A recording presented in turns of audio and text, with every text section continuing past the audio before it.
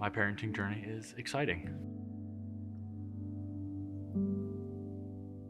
My wife called and it was like 7:30 in the morning. She was like, "You need to get home." I was like, "Okay, well, I'm coming. I'll be home in like 5 minutes." And so then she told me afterwards, the test was on the bed or something, and so she surprised me with it. It was something we were trying for, but hadn't been trying for that long, so I was a little surprised, but really excited.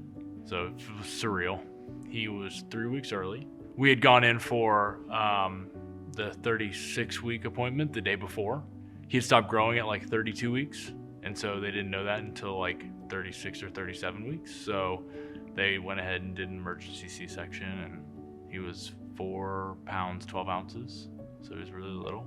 It was, again, a little surreal.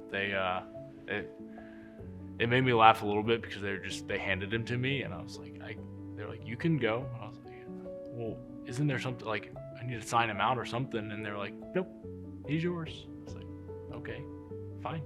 This is great." It was awesome though. He was so small, and it was really great. It was he didn't get to stay in our room because he was just so small that they took him up to the nursery, but we spent as much time as we could up in the nursery and spent with him, so it was surreal.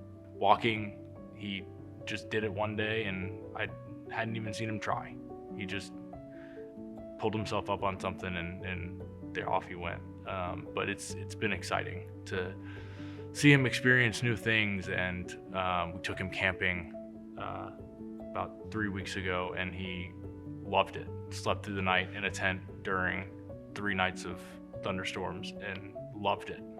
And so it's been really exciting to watch him grow and develop and experience new things. And I think the biggest piece of advice was, like, let him explore. Like, he's gonna be fine. He's gonna figure stuff out on his own. Let him do that, because it's gonna help him in the long run. He's gonna figure stuff out. He's gonna figure out what he likes and doesn't like, and to be patient with that. So not try to control all the things that I can't control.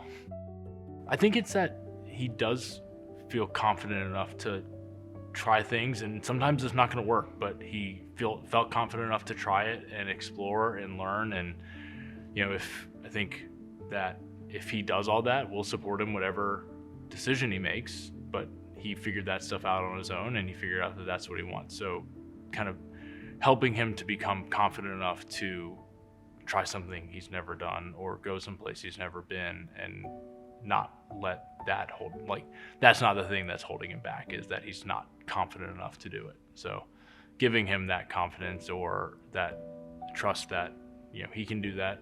We'll be here to help him if he needs it, but let him kind of explore and figure out what he wants, not try to fit him into some mold that not going to fit him. So he just he's perfectly content just entertaining himself and playing with toys, and it forces us to slow down a little bit. We don't have to be going all the time.